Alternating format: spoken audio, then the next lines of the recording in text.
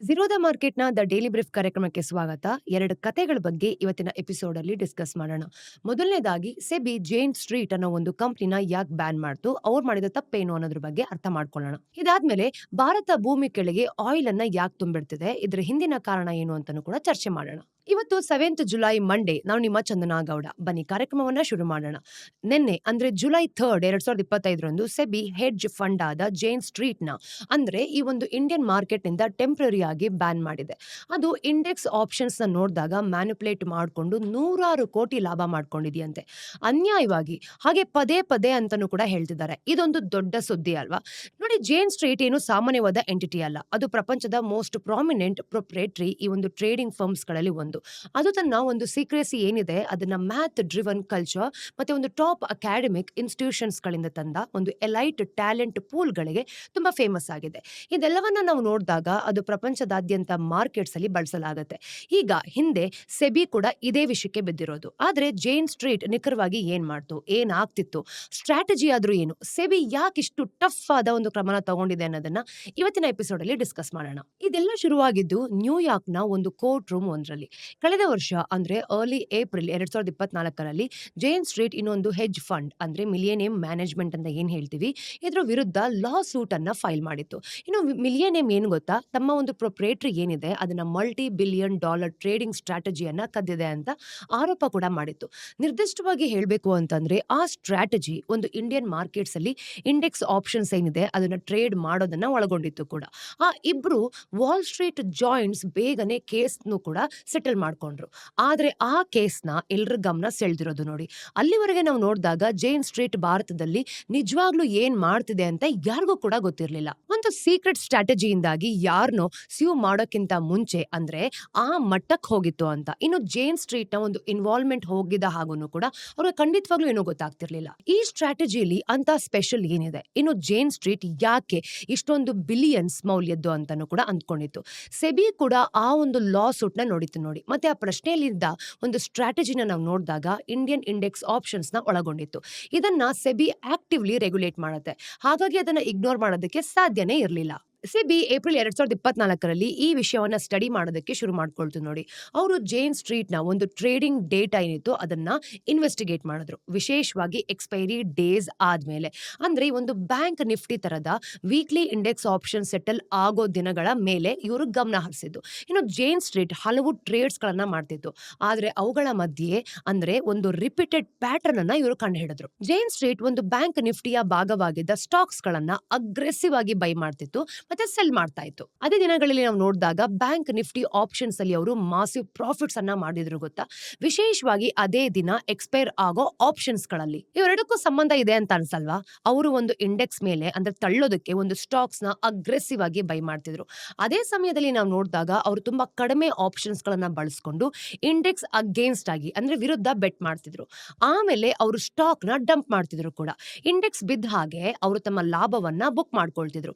ಇದೆಲ್ಲವೂ ಒಂದು coordinated pre plan strategy ತರ ಕಾಣಿಸ್ತಾ ಇತ್ತು. ಇದೆಲ್ಲ ಆದ್ಮೇಲೆ ಸೆಬಿಗೆ ಡೌಟ್ ಬಂದು ತನ್ನ ಒಂದು ಇನ್ವೆಸ್ಟಿಗೇಷನ್ ಏನಿದೆ ಅದನ್ನ ಎಕ್ಸ್ಪ್ಯಾಂಡ್ ಮಾಡ್ತು ನೋಡಿ. ಅದು NSE ನ ಒಂದು ಕಾಂಟ್ಯಾಕ್ಟ್ ಮಾಡ್ಕೊಂಡು ಎಕ್ಸ್ಪೈರಿ ಡೇಸ್ ನ ಫುಲ್ ಸೆಟ್ ಆಫ್ ಡೇಟಾ ಅಂತ ಏನಿರುತ್ತೆ ಅದನ್ನ ಕೇಳ್ಕೊಳ್ತು. ಅವಾಗ್ಲೇ ಸೆಬಿಗೆ ಎಕ್ಸ್ಪೈರಿ ಡೇಸ್ ಗಳಲ್ಲಿ ಜೇನ್ ಸ್ಟ್ರೀಟ್ ನ ಸ್ಟಾಕ್ ಮತ್ತೆ ಆಪ್ಷನ್ಸ್ ಗಳ ಟ್ರೇಡ್ ಗಳು ಎಷ್ಟು ಪರ್ಫೆಕ್ಟ್ಲಿ ಲೈನ್ ಅಪ್ ಆಗ್ತಿದೆ ಅಂತ ಗೊತ್ತಾಗಿದೆ ನೋಡಿ. ಆ ವಿಷಯಗಳು ಕೂಡ ಆಮೇಲೆ ಎಸ್ಕಲೇಟ್ ಆಯ್ತು. ಕೊನೆಗೆ ಸೆಬಿ NSEಗೂ ಕೂಡ ಈ ಪ್ಯಾಟರ್ನ್ಸ್ ಗಳನ್ನ ಫಾರ್ಮಲಿ ನೋಡೋದಕ್ಕೆ ಹೇಳ್ತು.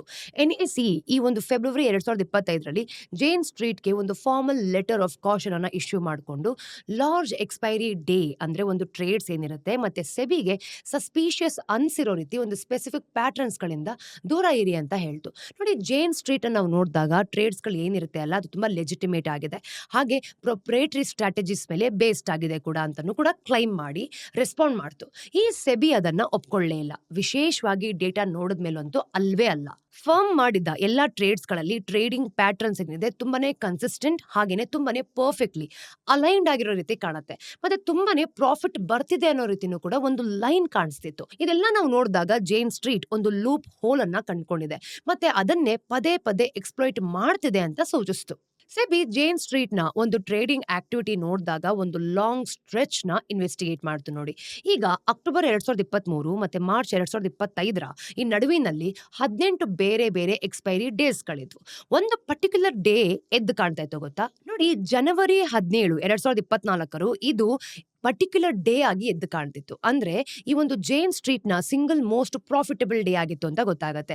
ಆ ದಿನ ಫಂಡ್ ಇಂಡೆಕ್ಸ್ ಆಪ್ಷನ್ಸ್ 1ರಿಂದಾನೇ ಬೆರಗು ಗಳಿಸೋಷ್ಟು 734.93 ಕ್ರೋರ್ಸ್ ಅನ್ನ ಲಾಭ ಮಾಡ್ಕೊಂಡಿತ್ತು. ಈ ತರದ ನಂಬರ್ಸ್ ನಾವು ನೋಡಿದಾಗ ಇನ್ನಷ್ಟು ಆಳವಾದ ನೋಟವನ್ನು ಕೂಡ ಕೊಡುತ್ತೆ. ಆ ನಂತರ ರೆಗ್ಯುಲೇಟರ್ ನಂತರ intra day index manipulation strategy ಅಂತ ಕರೆದಿದ್ದ ಒಂದು ಫುಲ್ ವರ್ಷನ್ ಪ್ರದರ್ಶಿಸಿದ ಹಾಗೆ ಕಾಣಿಸ್ತಿತ್ತು. ಇದೊಂದು ಪ್ಯಾಟರ್ನ್ ಅಷ್ಟೇ. ಅದು ನೋಡಿದ 18 ದಿನಗಳಲ್ಲಿ 15 ದಿನ ಅಪಿಯರ್ಡ್ ಆಗಿತ್ತು ನೋಡಿ. ಆ ದಿನ ಮಾರ್ಕೆಟ್ ಒಂದು ವೀಕ್ ನೋಟ್ ನಲ್ಲಿ ಓಪನ್ ಆಗಿತ್ತು. ಅಂದ್ರೆ ಹಿಂದಿನ ರಾತ್ರಿ HDFC ಬ್ಯಾಂಕ್ ನ ಒಂದು ಅರ್ನಿಂಗ್ಸ್ ಡಿಸಪಾಯಿಂಟ್ ಆಗಿತ್ತು ಅಂತ ಗೊತ್ತಾಗುತ್ತೆ. ಅಂದ್ರೆ 1-2 ಗಂಟೆಗಳ ಕಾಲ ಈ ಒಂದು ಬ್ಯಾಂಕ್ ನಿಫ್ಟಿನ ನಾವು ನೋಡಿದಾಗ ಇಂಡೆಕ್ಸ್ ಏನಿದೆ ಅಲ್ವಾ ಅದು ಶಾರ್ಪ್ ಆಗಿ ಬೌನ್ಸ್ ಬ್ಯಾಕ್ ಆಗಿ ಕ್ರಾಶ್ ಆಗೋಯ್ತು. ಇನ್ನು ಜೇನ್ ಸ್ಟ್ರೀಟ್ ನಂತಹ ಅಂದ್ರೆ ಸ್ವಂತ ಟ್ರೇಡ್ಸ್ ಮಾಡೋರು ನಿಖರವಾಗಿ ಆ ಒಂದು ತಿರುವು ಏನಿರುತ್ತೆ ಅದ್ರ ಜೊತೆ ಹೊಂದ್ಕೊಂಡಿತ್ತು ಕೂಡ. ಹಾಗೆ ಇದೆಲ್ಲನೂ ಏನೋ ತುಂಬಾ ಡಿಫ್ರೆಂಟ್ ಆಗಿದೆ, ಹಾಗೆ ಅನುಮಾನ ಬರೋ ಹಾಗಿದೆ ಅಂತ ಸೆಬಿ ಗೊತ್ತಾಯ್ತು. ನೋಡಿ ಇಲ್ಲಿ ನಾವು ತುಂಬಾ ಮುಖ್ಯವಾದ 2 ಐಡಿಯಾಸ್ ಗಳನ್ನ ಅರ್ಥ ಮಾಡ್ಕೊಳ್ಬೇಕು. ಮೊದಲನೇದು ಬ್ಯಾಂಕ್ ನಿಫ್ಟಿ ಬಗ್ಗೆ. ಬ್ಯಾಂಕ್ ನಿಫ್ಟಿ ಇಂಡೆಕ್ಸ್ ತುಂಬಾ ಮೌಲ್ಯ ಅಂದ್ರೆ ತುಂಬಾ ವ್ಯಾಲ್ಯೂ ಇರುತ್ತೆ ಅಂತ ಪೂರ್ತಿಯಾಗಿ ಅದಕ್ಕೆ ಆಧಾರವಾಗಿರೋ 12 ಬ್ಯಾಂಕ್ ಸ್ಟಾಕ್ಸ್ ಗಳ ಪ್ರೈಸಸ್ ಮೇಲೆ ಡಿಪೆಂಡ್ ಆಗಿರುತ್ತೆ. ಅವುಗಳಲ್ಲಿ ಕೆಲವು HDFC ಮತ್ತೆ ICIC ಬ್ಯಾಂಕ್ ತರ. ಇನ್ನು ಇಂಡೆಕ್ಸ್ ನ ಕಾಲು ಭಾಗಕ್ಕಿಂತ ಹೆಚ್ಚು ಭಾಗ ಆಗಿದೆ ಕೂಡ. ನೋಡಿ ನೀವು ಕೇವಲ ಈ ಸ್ಟಾಕ್ ಗಳು ಏನಿರುತ್ತೆ ಅದನ್ನ ಮೇಲೆ ತಳ್ಳಿದ್ರೆ ಸಾಕು, ಪೂರ್ತಿ ಇಂಡೆಕ್ಸ್ ಮೇಲೆ ಹೋಗುತ್ತೆ. ಅವನ್ನ ಕೆಳಗೆ ತಳ್ಳಿದ್ರೆ ಇಂಡೆಕ್ಸ್ ಕೆಳಗಡೆ ಬಿದ್ದೋಗುತ್ತೆ. ಸ್ಟಾಕ್ಸ್ ಮತ್ತೆ ಇಂಡೆಕ್ಸ್ ನಡುವಿನ ಆ ಲಿಂಕ್ ಅನ್ನೇ ನಿಖರವಾಗಿ ಜೇನ್ ಸ್ಟ್ರೀಟ್ ಕೂಡ ಎಕ್ಸ್‌ಪ್ಲಾಯ್ಟ್ ಮಾಡಿದ್ದು. ಇನ್ನೊಂದು ಮುಖ್ಯವಾದ ಡೀಟೇಲ್ ಏನ್ ಗೊತ್ತಾ? ಎಕ್ಸ್‌ಪೈರಿ ಡೇಸ್ ನ ಮಹತ್ವ. ಆ ದಿನ ಕ್ಲೋಸ್ ಮಾಡ್ದ ಅಥವಾ ಒಂದು ಸ್ಕ್ವೇರ್ಡ್ ಆಫ್ ಆಗದೆ ಇರೋ ಒಂದು ಪೊಸಿಷನ್ ನಾವು ನೋಡಿದಾಗ ದಿನದ ಕೊನೆಯ ಅರ್ಧ ಗಂಟೆಗಳಲ್ಲಿ ಇಂಡೆಕ್ಸ್ ಎಲ್ಲಿ ಟ್ರೇಡ್ ಆಗುತ್ತೆ ಅನ್ನೋ ಒಂದು ಆಧಾರದ ಮೇಲೆ ಸೆಟಲ್ ಆಗುತ್ತೆ. ಹಾಗಾಗಿ ಆಪ್ಷನ್ಸ್ ನಾವು ನೋಡಿದಾಗ ಅಂಡರ್ ಲೈಯಿಂಗ್ ಈ ಒಂದು ಇಂಡೆಕ್ಸ್ ನ ಚಲನೆಗಳಿಗೆ ಎಕ್ಸ್ಟ್ರೀಮ್ಲಿ ಸೆನ್ಸಿಟಿವ್ ಆಗಿರುತ್ತೆ ಗೊತ್ತಾ. ಈ ದಿನಗಳಲ್ಲಿ ಆಪ್ಷನ್ಸ್ ಮಾರ್ಕೆಟ್ ನ ನಾವು ನೋಡಿದಾಗ ಹುಚ್ಚೆದ್ದು ಕುಣಿತಿರುತ್ತೆ. ಇನ್ನು ವಾಲ್ಯೂಮ್ಸ್ ಗಳು ಕೂಡ ತುಂಬಾ ಸ್ಫೋಟಗೊಳ್ಳುತ್ತೆ. ಉದಾಹರಣೆಗೆ ಜಾನ್ 17 ರಂದು ಬ್ಯಾಂಕ್ ನಿಫ್ಟಿ ಆಪ್ಷನ್ಸ್ ನಾವು ನೋಡಿದಾಗ ಸುಮಾರು 10,000 ಕೋಟಿ ಮೌಲ್ಯದ ಒಂದು ಪ್ರೀಮಿಯಂ ಟರ್ನ್ ಓವರ್ ಅನ್ನ ಕಂಡಿರುತ್ತೆ ಅಲ್ವಾ. ಇದು ಆಕ್ಚುಯಲ್ ಸ್ಟಾಕ್ಸ್ ಗಳಲ್ಲಿನ ಟ್ರೇಡ್ಸ್ ಗಳನ್ನ ನೋಡಿದಾಗ ಇದರ ವ್ಯಾಲ್ಯೂಗಿಂತ 353 ಪಟ್ಟು ಹೆಚ್ಚು. ಇನ್ನು ಜಾನ್ 17 ರಂದು ಜೇನ್ ಸ್ಟ್ರೀಟ್ ಒಂದ್ರ ಮೇಲೆ ಒಂದು ಅಂದ್ರೆ 2 ಕೆಲಸ ಮಾಡ್ತು. ಇವೆರಡೂ ಸೇರ್ಕೊಂಡು ಸೆಬಿಯ ಕೋಪಕ್ಕೆ ಕಾರಣವಾದ ಒಂದು ಸ್ಟ್ರಾಟಜಿಯ ಪೂರ್ತಿ ಕತೆ ಹೇಳುತ್ತೆ. ಪಾರ್ಟ್ 1 ಏರಿಕೆ ಆಗಿರೋದು ಅಂದ್ರೆ 9:15 AM ಇಂದ 11:47 AM ಬೆಳಿಗ್ಗೆ ಜೇನ್ ಸ್ಟ್ರೀಟ್ ಆ ಒಂದು ಬ್ಯಾಂಕ್ ನಿಫ್ಟಿ ಸ್ಟಾಕ್ಸ್ ಗಳನ್ನ ಆಕ್ಸಿಸ್ ಬ್ಯಾಂಕ್, ಕೋಟಕ್ ಮತ್ತೆ ICICI ಮತ್ತೆ ಇತರ ಒಂದು ಲಾರ್ಜ್ ಕ್ವಾಂಟಿಟೀಸ್ ಗಳಲ್ಲಿ ಕ್ಯಾಶ್ ಮತ್ತೆ ಫ್ಯೂಚರ್ ಮಾರ್ಕೆಟ್ಸ್ ಎರಡನ್ನೂ ಕೂಡ ಕೊಳ್ಳೋದಕ್ಕೆ ಶುರು ಮಾಡ್ತು. ಅವರ ಆರ್ಡರ್ಸ್ ಎಷ್ಟೊಂದು ಅಗ್ರೆಸಿವ್ ಆಗಿದ್ವು ಅಂತಂದ್ರೆ ಅವು ಪ್ರೈಸಸ್ ಮೇಲೆ ತಳ್ಕೊಂಡು ಬ್ಯಾಂಕ್ ನಿಫ್ಟಿ ಇಂಡೆಕ್ಸ್ ನಲ್ಲಿ ಒಂದು ಟೆಂಪರರಿ ರ್ಯಾಲಿಗೆ ಕಾರಣ ಆಗಿತ್ತು. ಈ ಸ್ಟಾಕ್ಸ್ ಗಳಲ್ಲಿ ಹಲವೊಂದರಲ್ಲಿ ನಾವು ನೋಡಿದಾಗ ಜೇನ್ ಸ್ಟ್ರೀಟ್ ಪರ್ಚೇಸ್ ಮಾಡಿಕೊಂಡು ಆ ಸಮಯದಲ್ಲಿ ಟೋಟಲ್ ಮಾರ್ಕೆಟ್ ವಾಲ್ಯೂಮ್ ನ 15-25% ಭಾಗ ಆಗಿತ್ತು ಬಿಡಿ. ಈಗ ಇದೆಲ್ಲನೂ ನೋಡಿದ್ದು ಸೆಬಿ. ಆದ್ರೆ ಅದೇ ಸಮಯದಲ್ಲಿ ಅವರು ಇಂಡೆಕ್ಸ್ ಬೀಳತ್ತೆ ಅಂತಾನೂ ಕೂಡ ಈ ಒಂದು ಜೇನ್ ಸ್ಟ್ರೀಟ್ ಏನಿದೆ ಅದು ಬೆಟ್ ಮಾಡಿತ್ತು. ಅವರ ಕಾಲ್ ಆಪ್ಷನ್ಸ್ ಏನಿದೆ ಅದನ್ನ ಮಾರಾಟ ಮಾಡ್ತಿದ್ರು. ಅಂದ್ರೆ ಇಂಡೆಕ್ಸ್ ಏರೋದಿಲ್ಲ ಅನ್ನೋದು ಕೂಡ ಅವರ ಬೆಟ್ಸ್ ಆಗಿತ್ತು. ಹಾಗೇನೆ ಅವರು ಒಂದು ಪುಟ್ ಆಪ್ಷನ್ಸ್ ಅನ್ನ ಪರ್ಚೇಸ್ ಮಾಡ್ತಿದ್ರು. ಅಂದ್ರೆ ಈ ಒಂದು ಇಂಡೆಕ್ಸ್ ಬೀಳುತ್ತೆ ಅನ್ನೋದು ಅವರ ಬೆಟ್ಸ್. ನೋಡಿ ಈ ಕಾಲ್ ಆಪ್ಷನ್ಸ್ ಮತ್ತೆ ಪುಟ್ ಆಪ್ಷನ್ಸ್ ಎರಡೂ ಕೂಡ ಸೇರ್ಕೊಂಡು ಜೇನ್ ಸ್ಟ್ರೀಟ್ ತಾನು ಒಂದು ಇಂಡೆಕ್ಸ್ ಬೀಳತ್ತೆ ಅನ್ನೋ ಒಂದು ಪೊಸಿಷನ್ ನ ತಗೊಳುತ್ತಾ ಅಥವಾ ಮಾರ್ಕೆಟ್ ನ ಉಳ್ದವ್ರಿಗೆ ರಿಕವರಿ ಆಗುತ್ತೆ ಅನ್ನೋ ಒಂದು ಭ್ರಮೆನ ಸೃಷ್ಟಿಸುತ್ತಾ ಅನ್ನೋದು ಕೂಡ ಇಲ್ಲಿ ಡೌಟ್ ಆಗಿತ್ತು. ಆದ್ರೆ ಅವ್ರು ಎರಡನ್ನೂ ಕೂಡ ಮ್ಯಾನಿಪುಲೇಟ್ ಮಾಡ್ತಿದ್ರು. ಇದನ್ನೇ ಸೆಬಿ ಮೋಸಗೊಳಿಸುವ ಒಂದು ನಡೆ ಅಂತ ಕ್ಲಿಯರ್ ಆಗಿ ಹೇಳಿದ್ದು. ಪಾರ್ಟ್ 2 ಕುಸಿತ ಅಂದ್ರೆ ಡೌನ್ಫಾಲ್. 11:49 ಇಂದ 3:30 ಅಂದ್ರೆ ಮಧ್ಯಾಹ್ನದ ಹೊತ್ತಿಗೆ ಈ ಹಂತದಲ್ಲಿ ನಾವು ನೋಡಿದಾಗ ಅವ್ರ ಕಥೆಯನ್ನ ಉಲ್ಟಾ ಮಾಡಿದ್ರು. ಅವರು ಮೊದಲು ಕೊಂಡಿದ್ದ ಆ ಎಲ್ಲಾ ಬ್ಯಾಂಕಿಂಗ್ ಸ್ಟಾಕ್ಸ್ ಮತ್ತೆ ಬ್ಯಾಂಕ್ ನಿಫ್ಟಿ ಫ್ಯೂಚರ್ಸ್ ಗಳನ್ನ ಮಾರಾಟ ಮಾಡೋದಕ್ಕೆ ಶುರು ಮಾಡಿದ್ರು. ಅದು ಎಕ್ಸ್ಪೈರಿ ಡೇ ಆಗಿತ್ತು. ಇನ್ನು ಇಂಡೆಕ್ಸ್ ಅಲ್ಲಿ ನಾವು ನೋಡಿದಾಗ ಅತಿ ಸಣ್ಣ ಚಲನೆಗಳು ಕೂಡ ಕೆಲವು ಆಪ್ಷನ್ಸ್ ಗಳ ಮೌಲ್ಯದ ಮೇಲೆ ಒಂದು ದೊಡ್ಡದಾದ ಪರಿಣಾಮ ಬೀಳುತ್ತೆ. ನೋಡಿ ವಿಶೇಷವಾಗಿ ನಾವು ನೋಡಿದಾಗ ಅಡ್ಡ ಮನಿ ಇದ್ರಗಳ ಮೇಲೆನೆ ಬೀಳೋದು. ಈಗ ಒಂದು ATM ಆಪ್ಷನ್ ಅಂತ ಅಂದ್ರೆ ಅದರ ಒಂದು ಸ್ಟ್ರೈಕ್ ಪ್ರೈಸ್. ಈಗ ಈ ಕಾಂಟ್ರಾಕ್ಟ್ಸ್ಗಳು ಏನಿರುತ್ತೆ ಅದನ್ನ ಲಾಭದಾಯಕವಾಗೋ ಲೆವೆಲ್ ಅಂತ ಹೇಳ್ತೀವಿ. ಇನ್ನು ಇಂಡೆಕ್ಸ್ ನ ಕರೆಂಟ್ ಪ್ರೈಸ್ಗೆ ತುಂಬಾನೇ ಹತ್ರದಲ್ಲಿರುತ್ತೆ. ಇವು ಕೊನೆಯ ನಿಮಿಷದ ಚಲನೆಗಳಿಗೆ ಅತಿ ಹೆಚ್ಚು ಸೆನ್ಸಿಟಿವ್ ಆಗಿರುತ್ತೆ ಗೊತ್ತಾ. ಈಗ ಸಮಯನೇ ಉಳಿದಿರೋದಿಲ್ಲ ಅಂತ ಟೈಮಲ್ಲಿ ಇವರು ಟ್ರೇಡ್ ಮಾಡಬೇಕು, ಮತ್ತೆ ಅವು ಲಾಭದಾಯಕತೆಯ ಒಂದು ಹಂಚಿನಲ್ಲೇ ಇರುತ್ತೆ. ಇನ್ನು ಕೆಲವು ಪಾಯಿಂಟ್ಸ್ ಗಳನ್ನ ನಾವು ನೋಡಿದಾಗ ಅವು ಲಕ್ಷಾಂತರ ಮೌಲ್ಯದೊಂದಿಗೆ ಕೊನೆಗೊಳ್ಳುತ್ತೆ ಅಥವಾ ಬೆಲೆ ಇಲ್ಲದೇನು ಕೂಡ ಎಕ್ಸ್ಪೈರಿ ಆಗುವಂತಹ ಒಂದು ಡಿಸಿಷನ್ ನಲ್ಲಿ ಇವರು ನಿರ್ಧರಿಸ್ತಾರೆ. ಇನ್ನು ಜೇನ್ ಸ್ಟ್ರೀಟ್ ತನ್ನ ಸೆಷನ್ ನ ಕೊನೆಯ ಗಂಟೆಗಳಲ್ಲಿ ಆ ಸ್ಟಾಕ್ ಗಳನ್ನ ಡಂಪ್ ಮಾಡಿದಾಗ ಅದು ಇಂಡೆಕ್ಸ್ ನ ತುಂಬಾನೇ ಕೆಳಗೆ ತಳ್ಳೋಯ್ತು. ಅಂದ್ರೆ ಈ ಒಂದು ಬೆಟ್ಸ್ ಏನಿರುತ್ತೆ ಅಲ್ವಾ, ಅದು ಕ್ಲಿಯರ್ ಆಗಿ ನಿಜ ಆಗಿತ್ತು ಅಂತ. ಅವ್ರು ಕೊಂಡಿದ್ದ ಒಂದು ಪುಟ್ ಆಪ್ಷನ್ಸ್ ಇದ್ದಕ್ಕಿದ್ದಂತೆ ಈ ಒಂದು ವ್ಯಾಲ್ಯೂ ಅಲ್ಲಿ ಸ್ಫೋಟಗೊಳ್ತು. ಅವು ಹೆಚ್ಚು ಕಡಿಮೆ ಬೆಲೆ ಇಲ್ಲದ ಒಂದು ಸ್ಥಿತಿಯಿಂದ ಒಂದೆರಡು ಗಂಟೆಗಳಲ್ಲಿ ಡೀಪ್ ಇನ್ ದ ಮನಿ ಸ್ಥಿತಿಗೆ ಹೋಗಿದ್ದು. ಹಾಗೆ ಇದನ್ನ ಮಾಡ್ತಾ ಮಾಡ್ತಾ ಇವರ ಒಂದು ಪ್ರತಿಫಲ ಅಂದ್ರೆ ರಿಸಲ್ಟ್ಸ್ ಏನ್ ಹೇಳ್ತೀವಿ ದೊಡ್ಡದಾಗ್ತಾ ಹೋಗ್ತಿತ್ತು. ಅಂದ್ರೆ ಅವ್ರು ಕೊಂಡಿದ್ದ ಒಂದು ಪುಟ್ಗಳು ಮಾಸಿವ್ಲಿ ಪ್ರಾಫಿಟಬಲ್ ಆದ್ವು. ಅವ್ರು ಮಾರಿದ್ದ ಒಂದು ಕಾಲ್ಸ್ ಬೆಲೆನೇ ಇಲ್ದಂಗ ಆಗೋಯ್ತು. ಒಟ್ಟಾರೆಯಾಗಿ ನಾವು ನೋಡಿದಾಗ ಆ ಒಂದೇ ದಿನ ಜೇನ್ ಸ್ಟ್ರೀಟ್ ಆಪ್ಷನ್ಸ್ ಒಂದ್ರಿಂದಾನೇ 734.93 crores ನೆಟ್ ಪ್ರಾಫಿಟ್ ಅನ್ನ ಮಾಡ್ಕೊಳ್ತು. ಆದ್ರೆ ವಿಷಯ ಏನ್ ಗೊತ್ತಾ, ಜೇನ್ ಸ್ಟ್ರೀಟ್ ಅದೃಷ್ಟವಂತ ಆಗಿರ್ಲಿಲ್ಲ. ಅಂದ್ರೆ ಒಂದು ಪ್ರೊಡಕ್ಷನ್ ಸರಿ ಮಾಡಿರ್ಲಿಲ್ಲ. ಒಂದ್ ರೀತಿಯಲ್ಲಿ ನಾವು ನೋಡೋದಾದ್ರೆ ಅದು ತನ್ನ ಅದೃಷ್ಟವನ್ನ ತಾನೇ ಸೃಷ್ಟಿಸ್ಕೊಂಡಿದ್ದು. ಅದು ಯಾವ ಮಾರ್ಕೆಟ್ ಮೂವ್ ಮೇಲೆ ಬೆಟ್ ಮಾಡ್ತಿತ್ತೋ ಅದೇ ಮಾರ್ಕೆಟ್ ಮೂವ್ ನ ಅದೇ ಕ್ರಿಯೇಟ್ ಮಾಡ್ತಿತ್ತು.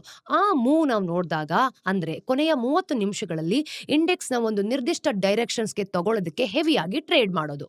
ಇದನ್ನ ಮಾರ್ಕಿಂಗ್ ದಿ ಕ್ಲೋಸ್ ಅಂತ ಕರೆಯಲಾಗುತ್ತೆ. ಇದು ಗ್ಲೋಬಲಿ ನಾವು ನೋಡಿದಾಗ ಮಾರ್ಕೆಟ್ ಮ್ಯಾನಿಪುಲೇಷನ್ ಅಂತಾನೂ ಕೂಡ ಕನ್ಸಿಡರ್ ಮಾಡ್ತಾರೆ ನೋಡಿ, ಅಂದ್ರೆ ಇಲ್ಲಿಗಲ್ ಅಂತ. ಈಗ ಇದ್ರ ಬಗ್ಗೆ ನಿಮ್ಗೆ ಹೆಚ್ಚಾಗಿ ತಿಳ್ಕೊಳ್ಬೇಕು ಅಂತಂದ್ರೆ ವರ್ಸಿಟಿ ಈ ಒಂದು ಥ್ರೆಡ್ ಅನ್ನ ನೋಡ್ಕೊಂಡ್ ಬನ್ನಿ.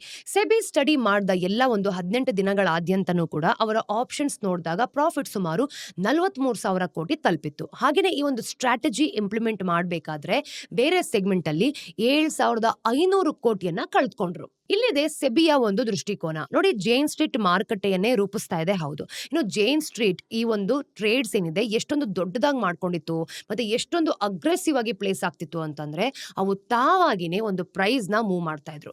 ಇನ್ನು ಬ್ಯಾಂಕ್ ನಿಫ್ಟಿ ಹಲವು ಒಂದು ಕಾನ್ಸ್ಟಿಟ್ಯೂಯೆಂಟ್ ಈ ಒಂದು ಸ್ಟಾಕ್ಸ್ ಗಳಲ್ಲಿ ನಾವು ನೋಡಿದಾಗ ಕೋಟಕ್, ಆಕ್ಸಿಸ್, ಐಸಿಐಸಿ ತರ ಒಂದು ಜೇನ್ ಸ್ಟ್ರೀಟ್ ಒಂದೇ ಇದನ್ನೆಲ್ಲ ಹ್ಯಾಂಡಲ್ ಮಾಡುತ್ತೆ ನೋಡಿ. ಒಂದು ಸಣ್ಣ ಅವಧಿಯಲ್ಲಿ ಎಲ್ಲ ಒಂದು ಟ್ರೇಡಿಂಗ್ ಆಕ್ಟಿವಿಟಿಯ 1/5 ಭಾಗ ಇದಾಗಿತ್ತು. ಇನ್ನು ಮಾರ್ಕೆಟ್ ನಾವು ನೋಡಿದಾಗ ಜೇನ್ ಸ್ಟ್ರೀಟ್ ತನಗೆ ಬೇಕಾದ ಕಡೆಗೆ ತಳ್ಳೋಕೆ ಅಷ್ಟು ಸಾಕಾಗ್ತಿತ್ತು ನೋಡಿ. ಆ ಬೆಳೆಗೆ ಅವರು ಆ ಸ್ಟಾಕ್ಸ್ ಗಳನ್ನ ಅಗ್ರೆಸಿವ್ ಆಗಿ ತಗೊಳ್ಳೋದಕ್ಕೂ ಸಹ ಅಂದ್ರೆ ಶುರು ಮಾಡಿದ್ರು. ಅವ್ರಿಗೆ ಒಂದು ಅಜೆಂಡಾ ಇತ್ತು. ಈಗ ಬೇರೆ ಟ್ರೇಡರ್ಸ್ ಇನ್ನೂ ಹೆಚ್ಚು ಡಿಮ್ಯಾಂಡ್ ಬರ್ತಿದೆ ಅಂತ ಯೋಚಿಸೋ ಹಾಗೆ ಮಾಡೋದು. ಇನ್ನು ಪ್ರೈಸಸ್ ಏನಿರುತ್ತೆ ಅದನ್ನ ಏರೋಕೆ ಶುರು ಆಯ್ತು ಅಂತಂದ್ರೆ ಇಂಡೆಕ್ಸ್ ಮೇಲೆ ಇಮಿಡಿಯೇಟ್ ಆಗಿ ತಳ್ಬಿಡೋದು ನೋಡಿ. ಇದೆಲ್ಲನೂ ಕೂಡ ಪ್ರೀ ಪ್ಲಾನ್ಡ್ ಅಂದ್ರೆ ಪೂರ್ವ ಸಿದ್ಧತೆ ಆಗಿತ್ತು ಗೊತ್ತಾ. ತೆರೆಮರೆಯಲ್ಲಿ ಅಂದ್ರೆ ಬಿಹೈಂಡ್ ದ ಸೀನ್ಸ್ ನಾವು ನೋಡಿದಾಗ ಜೇನ್ ಸ್ಟ್ರೀಟ್ ದಿನದ ಕೊನೆಯ ಹೊತ್ತಿಗೆ ಇಂಡೆಕ್ಸ್ ಬೀಳತ್ತೆ ಅಂತ ಅಗ್ರೆಸಿವ್ಲಿ ಬೆಟ್ ಮಾಡ್ತಿತ್ತು. ಇಂಡೆಕ್ಸ್ ಏರುತ್ತೇಲೆ ಅಂತಾನೆ ಕೂಡ ಇವರು ಐಡಿಯಾವನ್ನ ಬೇರೆಯವ್ರಿಗೆ ಅಂದ್ರೆ ನಂಬಿರೋ ಹಾಗೆ ಮಾಡ್ತಾ ಇದ್ರು. ಈಗ ಜೇನ್ ಸ್ಟ್ರೀಟ್ ತಮ್ಮ ಒಂದು ಟ್ರೇಡ್ಸ್ ನ ರಿವರ್ಸ್ ಮಾಡಿಕೊಂಡು ತಾವೇ ಆಗಷ್ಟೇ ಕೊಂಡಿದ್ದ ಅದೇ ಸ್ಟಾಕ್ಸ್ ಗಳನ್ನ ಡಂಪ್ ಮಾಡಿ ಇಂಡೆಕ್ಸ್ ನ ಮತ್ತೆ ಕೆಳಗಡೆ ಬೀಳೋ ಹಾಗೆ ತಳ್ಳಿತು. ಈಗ ಒಂದು ಔಟ್ಕಮ್ ನಾವು ನೋಡೋದಾದ್ರೆ ಇದರ ಒಂದು ಪಣ ತೊಟ್ಕೊಂಡು ಆಮೇಲೆ ಅದನ್ನ ಹಾಗೆ ಆಗೋ ತರ ಫೋರ್ಸ್ ಮಾಡೋದು. ಸೆಬಿ ಸದ್ಯಕ್ಕೆ ಜೇನ್ ಸ್ಟ್ರೀಟ್ ನ ಇಂಡಿಯನ್ ಮಾರ್ಕೆಟ್ಸ್ ನಿಂದ ಬ್ಯಾನ್ ಮಾಡಿದೆ. ಅದು 4,840 crores ಹಣವನ್ನ ವಶಪಡಿಸಿಕೊಂಡಿದೆ ಕೂಡ. ಈ ಹಣ ಖಂಡಿತವಾಗ್ಲು ಇದನ್ನ ನೋಡಿದಾಗ ಇದೇ ಸ್ಟ್ರಾಟಜಿಯಿಂದ ಬಂದಿದೆ ಅಂತ ಅವರು ಕೂಡ ಅನ್ಕೊಂಡಿದ್ದಾರೆ. ಈ ಪೂರ್ತಿ ವಿಷಯದ ಬಗ್ಗೆ ನಿತಿನ್ ಏನ್ ಅನ್ಕೊಂಡಿದ್ದಾರೆ ಅಂತ ನೋಡೋಣ. ಸೆಬಿಯ ಮೂವ್ ನೋಡಿದಾಗ ಅವಶ್ಯಕತೆ ಆಗಿತ್ತು, ಹೌದು. ಆದ್ರೆ ಮಾರ್ಕೆಟ್ ಜೇನ್ ಸ್ಟ್ರೀಟ್ ತರದ ಒಂದು ಫರ್ಮ್ಸ್ ಗಳ ಮೇಲೆ ಎಷ್ಟೊಂದು ಡಿಪೆಂಡ್ ಆಗಿದೆ ಅಂತಾನೂ ಕೂಡ ಇದು ತೋರ್ಸತ್ತೆ. ಅವರು ಹೆಚ್ಚು ಕಡಿಮೆ ಎಲ್ಲ ಆಪ್ಷನ್ ವಾಲ್ಯೂಮ್ಸ್ ನ ಅರ್ಧದಷ್ಟು ಡ್ರೈವ್ ಮಾಡ್ತಾರೆ. ಈ ಸ್ಕೇಲ್ ನ ನೋಡಿದಾಗ ಯಾರಾದ್ರೂ ಹಿಂದೆ ಸರ್ದಾಗ ಪೂರ್ತಿ ಮಾರ್ಕೆಟ್ ಏನಿರುತ್ತೆ ಅದು ಕಂಪನ ಶುರು ಮಾಡ್ಕೊಳ್ಳುತ್ತೆ. ಈ ಮಧ್ಯೆ ಸೆಬಿ ಒಂದು ವೀಕ್ಲಿ ಆಪ್ಷನ್ಸ್ ಗಳಿಂದ ಉಂಟಾಗೋ ವಾಲಿಟಿಲಿಟಿಯನ್ನ ಒಂದು ವಿಶೇಷವಾಗಿ ಎಕ್ಸ್ಪೈರಿ ಡೇಸ್ ಗಳಲ್ಲಿ ಕಡಿಮೆ ಮಾಡೋದಕ್ಕೆ ಆಕ್ಟಿವ್ಲಿ ಟ್ರೈ ಮಾಡ್ತಿದೆ. ಕಳೆದ ವರ್ಷ ಅಂದ್ರೆ ನವೆಂಬರ್ 2024ರಲ್ಲಿ ನಾವು ನೋಡಿದಾಗ ಅವರೊಂದು ವೀಕ್ಲಿ ಆಪ್ಷನ್ಸ್ ಟ್ರೇಡಿಂಗ್ ನ ಕೇವಲ 2 ಮೇಜರ್ ಇಂಡೀಸ್ಗೆ ಅಂದ್ರೆ ನಿಫ್ಟಿ ಮತ್ತೆ ಸೆನ್ಸೆಕ್ಸ್ ಅಂತ ಏನ್ ಹೇಳ್ತೀವಿ ಇದಕ್ಕೆ ಒಂದು ಲಿಮಿಟೆಡ್ ಮಾಡೋ ರೂಲ್ಸ್ ಅನ್ನ ತಗೊಂಡ್ ಬಂದ್ರು. ಮತ್ತೆ ಎಕ್ಸ್ಪೈರಿ ಡೇ ದಿನ ನಾವು ನೋಡಿದಾಗ ಇದರ ಒಂದು ಎಕ್ಸ್ಟ್ರಾ ಮಾರ್ಜಿನ್ ಸೇರ್ಕೊಂಡಂತೆ ಬೇರೆ ರಿಸ್ಕ್ ಕಂಟ್ರೋಲ್ ಮೆಜರ್ಸ್ ನೋಡಿದಾಗ ಅದನ್ನು ಕೂಡ ಆಡ್ ಮಾಡಿದ್ರು. ಆಮೇಲೆ ಮೇ 2025ರಲ್ಲಿ ಸೆಬಿ ಇನ್ನೊಂದು ಸೆಟ್ ಆಫ್ ರಿಫಾರ್ಮ್ಸ್ ಅನ್ನ ತಗೊಂಡ್ ಕೊಡ್ತು. ಇವುಗಳಲ್ಲಿ ಮಾರ್ಕೆಟ್ ಓಪನ್ ಇಂಟ್ರೆಸ್ಟ್ ಏನಿರುತ್ತೆ ಅದನ್ನ ಆಪ್ಷನ್ ಇದೆಯಲ್ವಾ ಆ ಒಂದು ಡೆಲ್ಟಾನ ಬಳಸ್ಕೊಂಡು ಕ್ಯಾಲ್ಕುಲೇಟ್ ಮಾಡುವಂತಹ ಒಂದು ರೋಡ್ ಇರುತ್ತೆ. ಈಗ ಇಂಡಿವಿಜುವಲ್ ಫರ್ಮ್ಸ್ ಗಳಿಗೆ ಪೊಸಿಷನ್ ಏನಿರುತ್ತೆ ಅದನ್ನ ಲಿಮಿಟ್ ಕೂಡ ಮಾಡಿದ್ರು. ಯಾವುದೇ ಒಂದು ಸಿಂಗಲ್ ಪಾರ್ಟಿಸಿಪೆಂಟ್ ಮಾರ್ಕೆಟ್ ಮೇಲೆ ಅತಿಯಾಗಿ ಪ್ರಭಾವ ಬೀರಬಹುದಾದ ಒಂದು ರಿಸ್ಕ್ ನ ಕಡಿಮೆ ಮಾಡೋದು ಇವ್ರ ಗುರಿಯಾಗಿರುತ್ತೆ ನೋಡಿ. ಒಟ್ಟಾರೆಯಾಗಿ ಕ್ರಮಗಳನ್ನ ನಾವು ನೋಡಿದಾಗ ಎಕ್ಸ್ಪೈರಿ ಡೇ ಈ ಒಂದು ತೊಂದರೆಗಳು ಏನಿರುತ್ತೆ ಇದನ್ನ ಕಂಟ್ರೋಲ್ ಮಾಡೋ ರೀತಿಯಲ್ಲಿ ಇರುತ್ತೆ ಅಂತ. ಮತ್ತೆ ಈ ಒಂದು ಆಪ್ಷನ್ಸ್ ಮಾರ್ಕೆಟ್‌ನ ಹೆಚ್ಚು ರೆಸಿಲಿಯೆಂಟ್ ಮಾಡೋ ಒಂದು ಸೆಬಿಯ ವಿಶಾಲವಾದ ಪ್ರಯತ್ನವನ್ನು ಕೂಡ ತೋರಿಸ್ತಾ ಇದೆ. ಈಗ ಮುಂದಿನ ಸ್ಟೋರಿಯಲ್ಲಿ ಭಾರತ ದೇಶಾದ್ಯಂತ ಅಂದ್ರೆ ಈ ಒಂದು ಆಯಿಲ್ ಇಂಧನನ ತುಂಬಿಸೋದಕ್ಕೆ 6 ದೊಡ್ಡ ಹೊಸ ಒಂದು ಭೂಗತ ಗುಹೆಗಳನ್ನ ನಿರ್ಮಿಸ್ತಾ ಇದೆ. ಇದು ಕೇಳೋದಕ್ಕೆ ಒಂದು ವಿಚಿತ್ರವಾದ ಡೀಟೇಲ್ ಅಂತ ಅನ್ಸ್ಬೋದು, ಆದ್ರೆ ಇನ್ನು ದೊಡ್ಡ ಪರಿಣಾಮಗಳನ್ನ ಬೀರ್ಬೋದು ಕೂಡ. ಮುಂದಿನ ಒಂದು ಜಾಗತಿಕ ಗ್ಲೋಬಲಿ ಈ ಒಂದು ತೈಲ ಬಿಕ್ಕಟ್ಟು ಅಂತ ಏನ್ ಹೇಳ್ತೀವಿ, ಅಂದ್ರೆ ಆಯಿಲ್ ಕ್ರೈಸಿಸ್ ಬರೋದ್ರಿಂದ ನಾವು ಅದರಿಂದ ಹೇಗೆ ಪಾರಾಗಬೇಕು ಅನ್ನೋದಕ್ಕೆ ಇದು ಒಂದು ದಾರಿನ ತೋರಿಸ್ಬೋದು, ಹಾಗೆ ನಿರ್ಧರಿಸಬಹುದು ಕೂಡ. ನಮ್ಮ ಪ್ಲಾನ್ ಭೂಮಿಯ ಆಳದಲ್ಲಿ ದೊಡ್ಡದಾಗಿದೆ, ಅಂದ್ರೆ ಈ ಅಡಗಿರೋ ಒಂದು ಆಯಿಲ್ ಬ್ಯಾಂಕ್ ಗಳನ್ನ ಸ್ಥಾಪಿಸೋದು ಅಂತ. ಇವು ಭಾರತದ ಒಂದು ಮೀಸಲು ಸಾಮರ್ಥ್ಯವನ್ನ 90 ದಿನಗಳಿಗಿಂತ ಹೆಚ್ಚು ತೆಗೆದುಕೊಂಡು ಹೋಗ್ಬೋದು ಅಂತಾನೂ ಕೂಡ ಗೊತ್ತಾಗತ್ತೆ. ಇದೊಂದು ಇಂಟರ್ನ್ಯಾಷನಲ್ ಎನರ್ಜಿ ಏಜೆನ್ಸಿ ಸೆಟ್ ಮಾಡಿರೋ ಒಂದು ಇಂಟರ್ನ್ಯಾಷನಲ್ ಸ್ಟ್ಯಾಂಡರ್ಡ್. ಈ ಬ್ಯಾಂಕ್ಸ್ ನಾವು ನೋಡಿದಾಗ ಟೆಕ್ನಿಕಲ್ ಆಗಿ ಸ್ಟ್ರಾಟಜಿಕ್ ಪೆಟ್ರೋಲಿಯಂ ರಿಸರ್ವ್ಸ್ ಅಥವಾ SPRs ಅಂತ ಹೇಳ್ತೀವಿ. ಅಂದ್ರೆ ದೇಶದ ಬ್ಯಾಕಪ್ ಈ ಒಂದು ಫ್ಯೂಯಲ್ ಟ್ಯಾಂಕ್ಸ್ ಗಳಿಗಾಗಿ ಕೆಲಸ ಮಾಡುತ್ತೆ. ಇನ್ನು ಪ್ರಪಂಚದ ಒಂದು ಆಯಿಲ್ ಸಪ್ಲೈ ಇದ್ದಕ್ಕಿದ್ದ ಹಾಗೆ ಕಟ್ ಆಫ್ ಆದ್ರೆ ಮತ್ತೆ ನಾವು ದೇಶೀಯವಾಗಿ ಒಂದು ಆಯಿಲ್ ಶಾರ್ಟೇಜ್ ಏನಿರುತ್ತೆ ಅದನ್ನ ಎದುರಿಸಿದ್ರೆ ಸರ್ಕಾರ ಈ ಸಂಗ್ರಹಗಳಿಂದ ಸ್ವಲ್ಪ ಒಂದು ಆಯಿಲ್ ರಿಲೀಸ್ ಅನ್ನ ಮಾಡಬಹುದು. ಅದು ನಮ್ಮ ಎಕನಾಮಿಯನ್ನ ಹೆಚ್ಚುವರಿ ನೋಡಿದಾಗ 90 ದಿನಗಳ ಕಾಲ ನಡೆಸುತ್ತೆ. ಈಗ ನಮ್ಮ ಒಂದು ಆಪ್ಷನ್ಸ್ ಗಳ ಬಗ್ಗೆ ಯೋಚನೆ ಮಾಡಿ. ಈಗ ನಮ್ಗೆ ಆಲ್ಟರ್ನೇಟಿವ್ ಹುಡುಕೋಕೆ ಸಾಕಷ್ಟು ಉಸಿರಾಡಕ್ಕೂ ಸಹ ಜಾಗ ಇರುತ್ತೆ ಇನ್ ಕೇಸ್ ನಮ್ಗೆ 90 ದಿನಗಳ ಒಂದು ಅವಕಾಶ ಸಿಕ್ಕಿದಾಗ.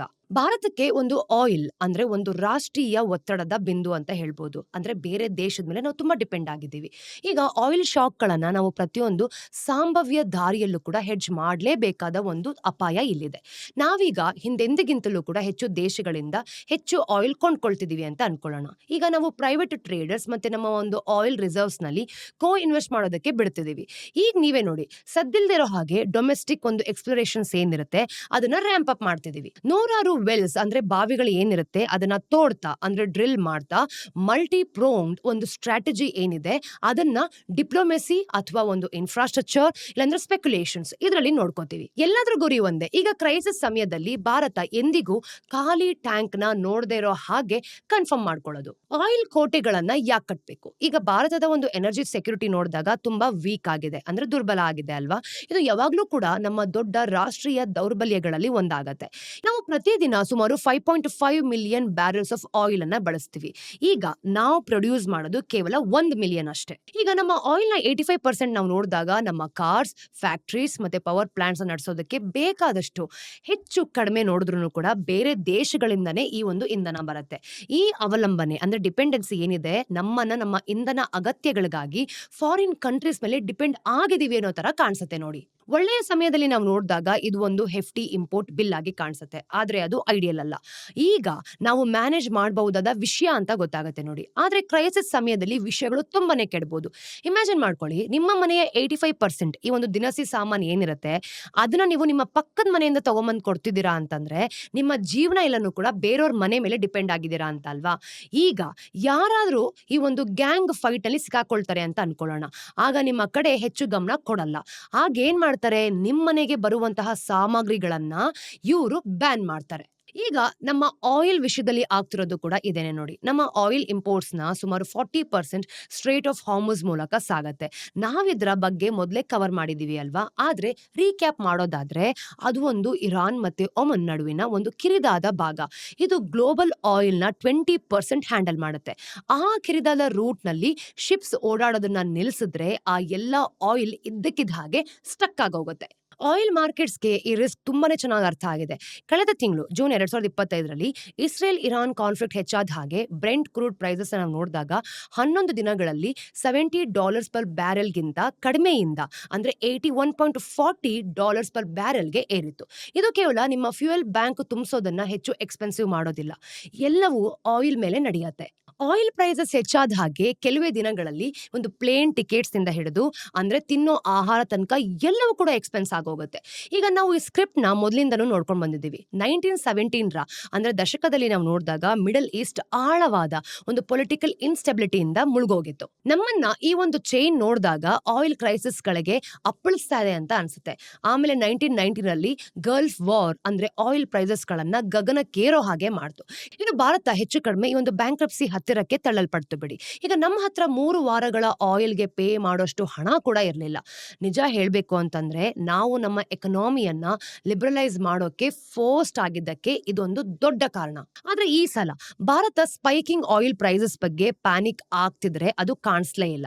ಈ ಎಲ್ಲ ಒಂದು ತೊಂದರೆ ಮಧ್ಯನೂ ಕೂಡ ಪ್ರಪಂಚದಾದ್ಯಂತ ಎನರ್ಜಿ ಮಿನಿಸ್ಟರ್ಸ್ ಪರದಾಡ್ತಿರ್ಬೇಕಾದ್ರೂ ಕೂಡ ಮತ್ತೆ ಮಾರ್ಕೆಟ್ಸ್ ಪ್ಯಾನಿಕ್ ಆಗದಾಗ ಭಾರತದ ಅಂದ್ರೆ ಪೆಟ್ರೋಲಿಯಂ ಮಿನಿಸ್ಟರ್ ಹರ್ದೀಪ್ ಸಿಂಗ್ ಪುರಿ ಹೇಳಿದ್ದೇನ್ ಗೊತ್ತಾ, ಕ್ರೂಡ್ ಆಯಿಲ್ ನ ಒಂದು ಶಾರ್ಟೇಜ್ ಇರೋದಿಲ್ಲ ಅಂತ ಶಾಂತವಾಗಿ ಹೇಳಿದ್ರು. ಭಾರತ ಕ್ರೈಸಿಸ್ ಬರೋಕೆ ಮುಂಚೆ ತನ್ನ ಒಂದು ಆಯಿಲ್ ಇಂಪೋರ್ಟ್ಸ್ ಗಳ ಡೈವರ್ಸಿಫೈ ಮಾಡ್ತು. ಅಂದ್ರೆ ತನ್ನ ಎನರ್ಜಿ ಈ ಒಂದು ಪರ್ಚೇಸ್ ಗಳೇನಿದೆ ಅದನ್ನ ಮಲ್ಟಿಪಲ್ ಕಂಟ್ರೀಸ್ ಮತ್ತೆ ರೀಜನ್ಸ್ ಗಳಾದ್ಯಂತನೂ ಕೂಡ ಹರಡೋ ಹಾಗೆ ಮಾಡ್ತು. ಈಗ ಅವರ ಮಾತುಗಳಲ್ಲೇ ಹೇಳಿರೋ ಹಾಗೆ ಕೇವಲ 1.5 ರಿಂದ 2 ಮಿಲಿಯನ್ ಬ್ಯಾರೆಲ್ಸ್ ಮಾತ್ರ ಈಗ ಸ್ಟ್ರೇಟ್ ಆಫ್ ಹಾರ್ಮುಜ್ ಮೂಲಕ ಬರ್ತಾ ಇದೆ. ಹಾಗೇನೆ 4 ಮಿಲಿಯನ್ ಬ್ಯಾರೆಲ್ಸ್ ಬೇರೆ ಒಂದು ಗ್ಲೋಬಲ್ ರೂಟ್ಸ್ ಮೂಲಕ ಸೋರ್ಸ್ ಮಾಡಲಾಗ್ತಿದೆ ನೋಡಿ. ಈಗ ನಮ್ಮ ಹೆಚ್ಚಿನ ಕಾನ್ಫಿಡೆನ್ಸ್ ನ ನೋಡಿದಾಗ ಹೆಚ್ಚು ಕಡಿಮೆ ಇತ್ತೀಚಿನಂತೂ ಫೆಬ್ರವರಿ 2022ರಲ್ಲಿ ರಷ್ಯನ್ ಟ್ರೂಪ್ಸ್ ಒಂದು ಯುಕ್ರೇನ್ ಒಳಗೆ ನುಗ್ಗಿದಾಗ ನಮ್ಮ ಒಂದು ಆಯಿಲ್ ಕೇವಲ 0.2% ರಷ್ಯಾದಿಂದ ಬರ್ತಿತ್ತು. ಆದ್ರೆ ಆಮೇಲೆ ಪ್ರಪಂಚ ರಷ್ಯಾನ ಸ್ಯಾಂಕ್ಷನ್ಸ್ ಗಳಿಂದ ಐಸೋಲೇಟ್ ಮಾಡೋದಕ್ಕೆ ಟ್ರೈ ಮಾಡ್ತು ಅಲ್ವಾ. ಇದರಿಂದ ಅದು ತನ್ನ ಆಯಿಲ್ಗೆ ಹೊಸ ಬೈಯರ್ಸ್ ಹುಡುಕೋದಕ್ಕೆ ಫೋರ್ಸ್ ಮಾಡ್ತು. ಈಗ ನೋಡಿ ಗ್ಲೋಬಲ್ ಪ್ರೈಸಸ್ಗಿಂತ $18 to $20 ಪರ್ ಬ್ಯಾರೆಲ್ ಕಡಿಮೆ ಅಂದ್ರೆ ಸ್ಟೀಪ್ ಡಿಸ್ಕೌಂಟ್ಸ್ ಆಫರ್ ಮಾಡೋದಕ್ಕೆ ಶುರು ಮಾಡ್ಕೊಳ್ತು ನೋಡಿ. ನಮ್ಮ ಭಾರತ ಆ ಒಂದು ಅನ್ಎಕ್ಸ್ಪೆಕ್ಟೆಡ್ ಲಾಭ ಏನಿರುತ್ತೆ ಅದನ್ನ ಅಕ್ಸೆಪ್ಟ್ ಮಾಡೋದಕ್ಕೆ ಖುಷಿಯಾಗಿ ಮುಂದೆ ಹೋಯ್ತು. ಕೇವಲ 3 ವರ್ಷಗಳಲ್ಲಿ ರಷ್ಯನ್ ಆಯಿಲ್ ನಮ್ಮ ಒಂದು ಆಯಿಲ್ ಇಂಪೋರ್ಟ್ಸ್ ನ 35% ಗಿಂತ ಹೆಚ್ಚಾಗಿ ಬೆಳೀತು ನೋಡಿ. ಆ ದೇಶ ಇದ್ದಕ್ಕಿದ್ದ ಹಾಗೆ ನಮ್ಮ ಒಂದು ಲಾರ್ಜೆಸ್ಟ್ ಆಯಿಲ್ ಸಪ್ಲೈಯರ್ ಕೂಡ ಆಯ್ತು. ಇದೇನು ಕಾಂಟ್ರವರ್ಸಿ ಇರ್ಲಿಲ್ಲ ಅಂತೇನೂ ಅಲ್ಲ, ಖಂಡಿತವಾಗ್ಲೂ ಇತ್ತು. ಯುಎಸ್ ಮತ್ತೆ ಯುರೋಪ್ ರಷ್ಯನ್ ಆಯಿಲ್ ಮೇಲಿನ ಒಂದು ಅವಲಂಬನೆ ಕಡಿಮೆ ಮಾಡಿ ಅಂತ ಭಾರತದ ಮೇಲೆ ಪ್ರೆಷರ್ ಬ್ಯಾಕ್ ಟು ಬ್ಯಾಕ್ ಆಗ್ತಾನೆ ಇದ್ರು. ಟು ಬಿ ಹಾನೆಸ್ಟ್ ಇತ್ತೀಚೆಗಷ್ಟೇ ನಮ್ಗೆ 500% ಟ್ಯಾರಿಫ್ಸ್ ಹಾಕ್ತಿವಿ ಅಂತ ಬೆದರಿಕೆಗಳನ್ನು ಕೂಡ ಹಾಕಿದ್ದಾರೆ. ಒಂದಲ್ಲ ಒಂದಿನ ಆ ಥ್ರೆಟ್ಸ್ ಸೀರಿಯಸ್ ಆದ್ರೆ ಇವು ನಮ್ಮ ರಾಷ್ಟ್ರೀಯ ಅಂದ್ರೆ ಲೆಕ್ಕಾಚಾರವನ್ನೇ ಬದಲಾಯಿಸಬಹುದು. ಆದ್ರೆ ಸದ್ಯಕ್ಕೆ ನಾವು ಕೇವಲ ಭಾರತೀಯರಿಗೆ ಇಂಧನವನ್ನ ಅಫೋರ್ಡಬಲ್ ಆಗಿಡೋದಕ್ಕೆ ಟ್ರೈ ಮಾಡ್ತಿದೀವಿ. ಬೇರೆಯವರ ಸಂಘರ್ಷಗಳಲ್ಲಿ ನೋಡಿದಾಗ ನಮ್ಗೆ ಯಾವುದೇ ಆಸಕ್ತಿ ಇಲ್ಲ ಬಿಡಿ. ಈಗ ಸ್ಪಷ್ಟವಾಗಿ ನಮ್ಮವರೇ ಹೇಳ್ಬಿಟ್ಟಿದ್ದಾರೆ ಅಲ್ವಾ, ಅಂದ್ರೆ ಕಡಿಮೆ ಆಗಿರೋದ್ರ ಜೊತೆಗೆ ರಷ್ಯನ್ ಆಯಿಲ್ಗೆ ಇನ್ನೊಂದು ದೊಡ್ಡ ಅಡ್ವಾಂಟೇಜ್ ಇದೆ ಅಂತ. ಇದು ವಾಲಟೈಲ್ ಆದ ಒಂದು ಸ್ಟ್ರೇಟ್ ಆಫ್ ಹಾರ್ಮುಜ್ ಏನಿದೆ ಅಂದ್ರೆ ಪೂರ್ತಿಯಾಗಿ ಅವಾಯ್ಡ್ ಮಾಡುತ್ತೆ. ಇದು ಭಾರತದ ಒಂದು ಆಯಿಲ್ ಸಪ್ಲೈನ ದೊಡ್ಡ ಭಾಗ. ಇನ್ ಮುಂದೆ ನಾವು ನೋಡಿದಾಗ ಮಿಡಲ್ ಈಸ್ಟರ್ನ್ ಸ್ಥಿರತೆಯ ಮೇಲೆ ಅಂದ್ರೆ ಡಿಪೆಂಡ್ ಆಗಿಲ್ಲ ಅನ್ನೋದನ್ನ ಕನ್ಫರ್ಮ್ ಮಾಡುತ್ತೆ. ಆದ್ರೆ ಇದು ನಮ್ಮ ಸ್ಟ್ರಾಟಜಿಯ ಒಂದು ಭಾಗ ಅಷ್ಟೇ. ನಾವು ಬೇರೆ ಪದರಗಳನ್ನ ರಕ್ಷಣೆ ಏನ್ ಮಾಡ್ತಿದ್ವಿ ಅದನ್ನು ಕೂಡ ನಿರ್ಮಿಸ್ತಾ ಇದೀವಿ. ಇನ್ನು ಸ್ಟ್ರಾಟಜಿಕ್ ಸ್ಟೋರೇಜ್ ನಿಂದ ಹಿಡಿದು ಆಲ್ಟರ್ನೇಟಿವ್ ಎನರ್ಜಿ ಡೆವಲಪ್ಮೆಂಟ್ ತನಕ 1990ರ ದಶಕದ ಬಿಕ್ಕಟ್ಟನ್ನು ನಾವು ನೋಡಿದಾಗ ಭಾರತಕ್ಕೆ ತನ್ನ ಒಂದು ಆಯಿಲ್ ಡಿಪೆಂಡೆನ್ಸ್ ಬಗ್ಗೆ ಒಂದು ಪ್ಲಾನ್ ಬೇಕು ಅನ್ನೋದನ್ನ ಸ್ಪಷ್ಟಪಡಿಸಿತು. ಈಗ ಸಹಸ್ರಮಾನದ ತಿರುವಿನಲ್ಲಿ ಇದು ಇನ್ನೂ ಹೆಚ್ಚು ಅರ್ಜೆಂಟ್ ಆಯ್ತು ನೋಡಿ. 1998ರ ಒಂದು ಪೋಖ್ರಾನ್ ಸೆಕೆಂಡ್ ನ್ಯೂಕ್ಲಿಯರ್ ಟೆಸ್ಟ್ ನಂತರ ಪ್ರಪಂಚ ಭಾರತವನ್ನ ಸ್ವಲ್ಪ ಕಾಲ ಐಸೋಲೇಟ್ ಮಾಡ್ತು ನೋಡಿ. ಸ್ಯಾಂಕ್ಷನ್ಸ್ ಹಾಕಿ ಏಡ್ ನ ಕಟ್ ಮಾಡ್ತು, ಹೌದು, ಅದೊಂದು ನಮ್ಗೆ ವೇಕಪ್ ಕಾಲ್ ಆಗಿತ್ತು. ಆಯಿಲ್ ಕೂಡ ನಮ್ಮ ಮೇಲೆ ಪ್ರೆಷರ್ ಹಾಕೋದಕ್ಕೆ ಬಳಕೆಯಾದ್ರೆ ಅಂತ. ಈಗ ಅಟಲ್ ಬಿಹಾರಿ ವಾಜಪೇಯಿ ಸರ್ಕಾರದ ಆ ಸಾಧ್ಯತೆಯಿಂದನೇ ನಮ್ಮನ್ನ ಸೆಕ್ಯೂರ್ ಮಾಡೋದಕ್ಕೆ ಫಾರ್ಮಲ್ ಪ್ಲಾನ್ಸ್ ಏನಿದೆ ಅದನ್ನ ರೂಪಿಸೋದಕ್ಕೆ ಶುರು ಮಾಡಿದ್ದು. 2004ರಲ್ಲಿ ನಾವು Indian strategic petroleum reserve limited ಅನ್ನೋ ಒಂದು ಹೊಸ ಸರ್ಕಾರ ಕಂಪನಿ ಸೆಟಪ್ ಮಾಡಿದ್ವಿ. ಈಗ ಹೊಸ ಆಯಿಲ್ ಕೋಟೆಗಳನ್ನು ನಿರ್ಮಿಸೋದಕ್ಕೂ ಕೂಡ ಒಂದು ದಶಕದಲ್ಲಿ ಅದು 3 ಮಾಸಿವ್ ಅಂಡರ್ಗ್ರೌಂಡ್ ರಾಕ್ ಕ್ಯಾವೆನ್ಸ್ ಅನ್ನ ಕ್ರಿಯೇಟ್ ಮಾಡ್ತು.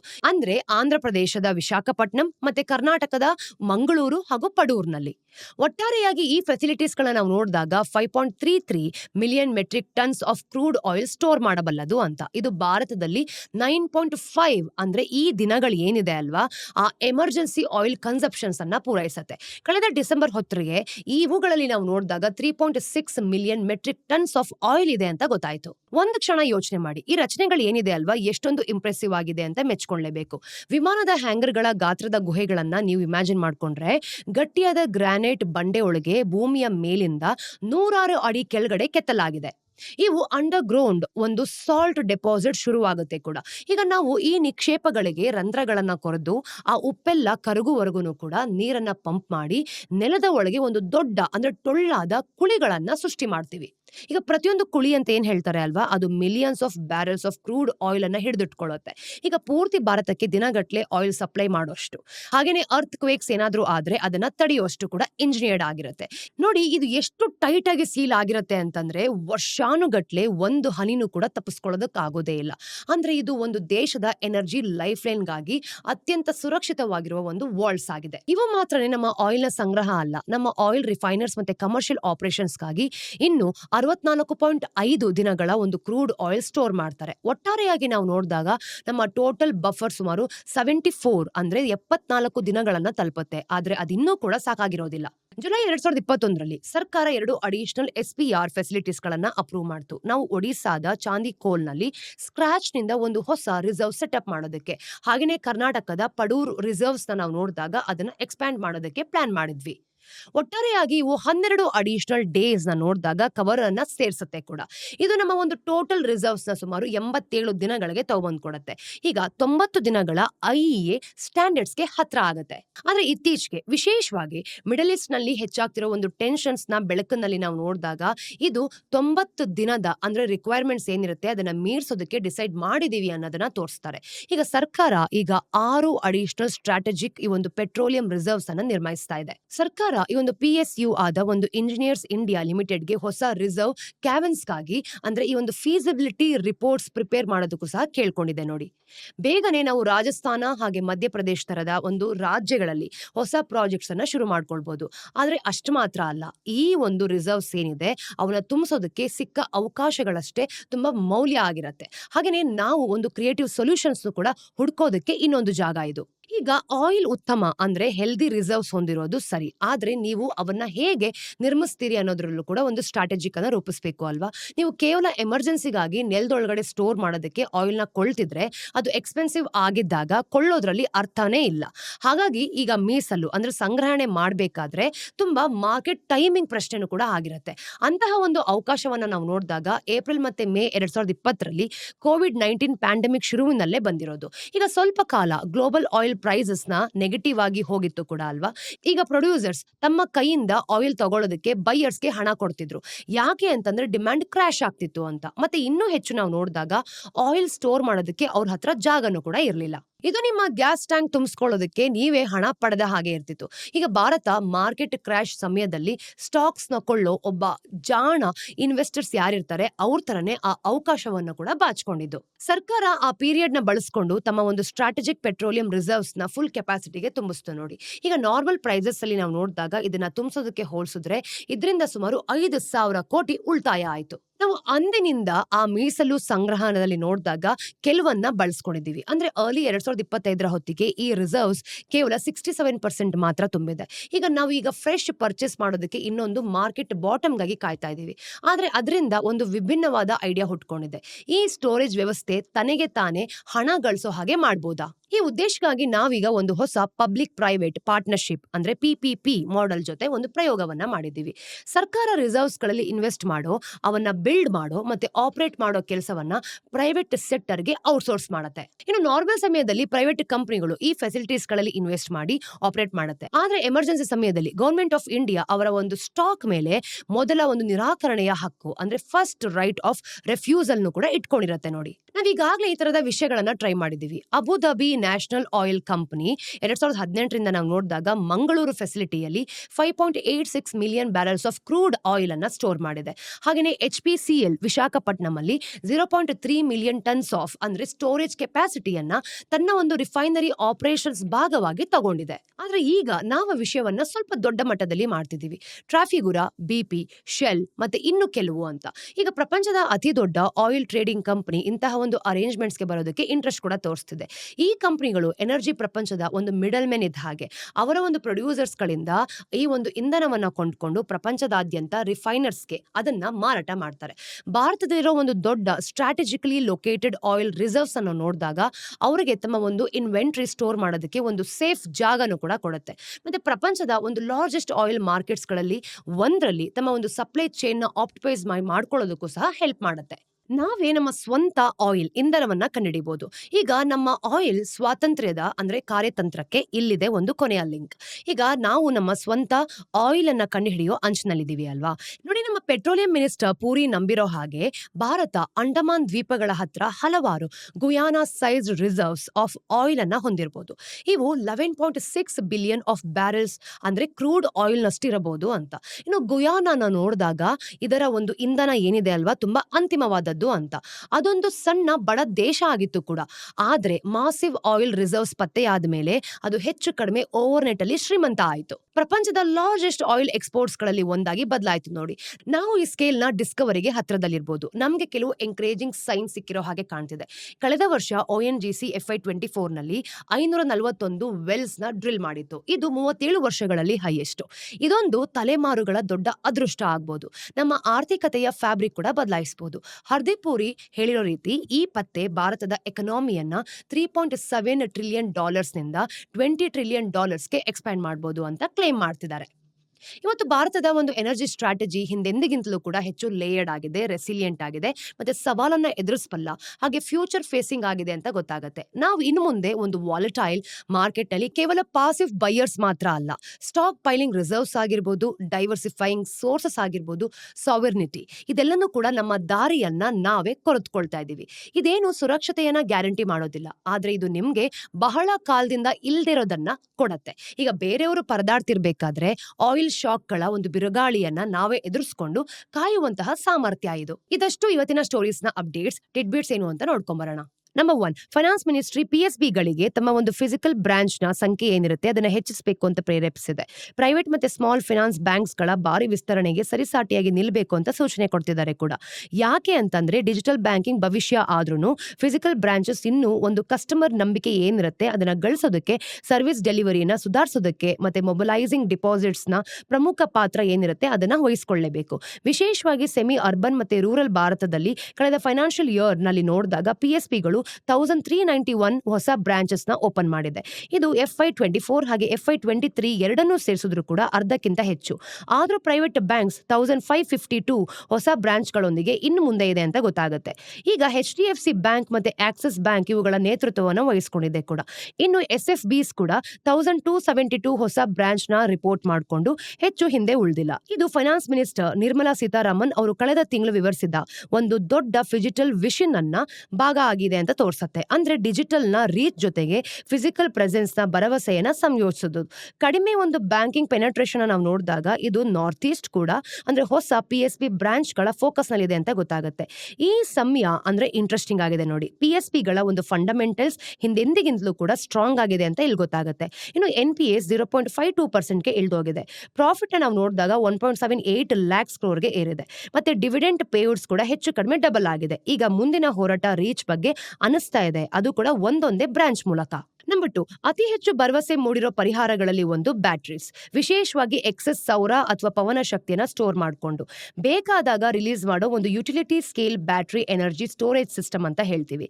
ಆದ್ರೆ ನಮ್ಮ ಕಳೆದ ಆಳವಾದ ವಿಶ್ಲೇಷಣೆಗಳಲ್ಲಿ ನೋಡಿದಾಗ ನಾವು ಒಂದು ಮುಖ್ಯ ಸಮಸ್ಯೆಗಳನ್ನ ಗುರುತಿಸಿದೀವಿ ನೋಡಿ. ಬ್ಯಾಟರೀಸ್ ಎಷ್ಟೇ ಅಡ್ವಾನ್ಸ್ ಅಥವಾ ಡಿಪ್ಲಾಯ್ ಮಾಡೋದಕ್ಕೆ ಒಂದು ಫಾಸ್ಟ್ ಆಗಿದ್ರು ಇದನ್ನ ಗ್ರಿಡ್ಗೆ ಕನೆಕ್ಟ್ ಮಾಡಲೇಬೇಕು, ಮತ್ತೆ ಅಲ್ಲೇ ಹೆಚ್ಚಾಗಿ ಡಿಲೇಸ್ ಆಗೋದು. ಈ ವಾರ ಸರಿಯಾದ ದಿಕ್ಕಿನಲ್ಲಿ ಒಂದು ಹೆಜ್ಜೆ ಇಡಲಾಗಿದೆ. ವರ್ಲ್ಡ್ ಬ್ಯಾಂಕ್ ಗ್ರೂಪ್ ನ ಭಾಗವಾದ ಇಂಟರ್ನ್ಯಾಷನಲ್ ಫೈನಾನ್ಸ್ ಕಾರ್ಪೊರೇಷನ್ ಹೇಳಿರೋ ಹಾಗೆ ಗುಜರಾತ್ ನಲ್ಲಿ ಭಾರತದ largest stand alone BESS project ಗಾಗಿ ಇಂಡಿ ಗ್ರಿಡ್ ಗೆ 460 ಕೋಟಿ ಈ ಒಂದು ಲಾಂಗ್ ಟರ್ಮ್ ಫಂಡ್ ಗಾಗಿ ಕೊಡೋದಕ್ಕೆ ಬದ್ಧತೆ ತೋರಿಸಿದೆ.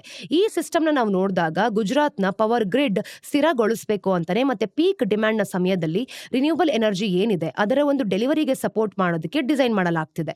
ಈ ಫೈನಾನ್ಸಿಂಗ್ ನಾವು ನೋಡಿದಾಗ ಕ್ಲೀನ್ ಟೆಕ್ನಾಲಜಿ ಫಂಡ್ ನಿಂದ ಕನ್ಸೆಷನಲ್ ಸಪೋರ್ಟ್ ನ ಒಳಗೊಂಡಿದೆ ಕೂಡ. ಇದು ಗ್ಲೋಬಲ್ ಕ್ಲೈಮೇಟ್ ಕ್ಯಾಪಿಟಲ್ ಈಗ ಗ್ರಿಡ್ ರೆಸಿಲಿಯನ್ಸ್ ಸಮಸ್ಯೆಗಳನ್ನ ಹೆಚ್ಚು ನೇರವಾಗಿ ಟಾರ್ಗೆಟ್ ಮಾಡ್ತಿದೆ ಅನ್ನೋದರ ಒಂದು ಸಂಕೇತ ಅಂತ ಗೊತ್ತಾಗುತ್ತೆ. ಇನ್ನು ಇಂಡಿ ಗ್ರಿಡ್ ನ ಮ್ಯಾನೇಜಿಂಗ್ ಡೈರೆಕ್ಟರ್ ಹರ್ಷ ಶಾ ಹೇಳಿರೋ ರೀತಿ BESS ನ ಅಂದ್ರೆ ಭಾರತದ ಒಂದು ಇಂಧನ ಏನಿದೆ ಅದರ ಭವಿಷ್ಯಕ್ಕೆ ಕೇಂದ್ರ ಬಿಂದು ಅಂತ ಕರೆದಿದ್ದಾರೆ. ಈ ಪ್ರಾಜೆಕ್ಟ್ ಕ್ಲೀನ್, ರೆಸಿಲಿಯಂಟ್ ಮತ್ತೆ ಫ್ಯೂಚರ್ ರೆಡಿ ಆದ ನೆಕ್ಸ್ಟ್ ಜನರೇಷನ್ ಇನ್ಫ್ರಾಸ್ಟ್ರಕ್ಚರ್ ನಿರ್ಮಿಸೋದಲ್ಲಿ ಒಂದು ಸ್ಟ್ರಾಟಜಿಕ್ ಮೈಲ್ ಸ್ಟೋನ್ ಆಗಿದೆ ಅಂತಾನೂ ಕೂಡ ಅವ್ರು ಹೇಳಿರೋದು. ಇನ್ನು ಆರಂಭಿಕ ಹಂತ, ಆದ್ರೆ ಇಂತಹ ಮೂವ್ಸ್ ಅನ್ನು ನಾವು ನೋಡಿದಾಗ ನಿಧಾನವಾದ್ರೂ ಸ್ಥಿರವಾದ ಬದಲಾವಣೆಯ ಒಂದು ಸುಳಿವು ಕೂಡ ಕೊಡುತ್ತೆ. ಕೇವಲ ಗ್ರೀನ್ ಎನರ್ಜಿ ಬಿಲ್ಡ್ ಮಾಡೋದ್ರಿಂದ ಅದನ್ನ ನಿಜವಾಗಿ ಡೆಲಿವರ್ ಮಾಡಬಲ್ಲ ಒಂದು ಸಿಸ್ಟಮ್ ಬಿಲ್ಡ್ ಮಾಡೋ ಹಾಗೆ ಇದು ಕೂಡ ಕಾಣ್ತಿರೋದು. ಸ್ನೇಹಿತರೆ, ಇದಷ್ಟು ಇವತ್ತಿನ ಝೀರೋದ ಮಾರ್ಕೆಟ್ಸ್‌ನ ದ ಡೈಲಿ ಬ್ರೀಫ್‌ನ ಅಪ್ಡೇಟ್ಸ್. ಮತ್ತಷ್ಟು ಅಪ್ಡೇಟ್ಸ್ ಒಂದಿಗೆ ಮುಂದಿನ ವಿಡಿಯೋಲಿ ಸಿಗೋಣ.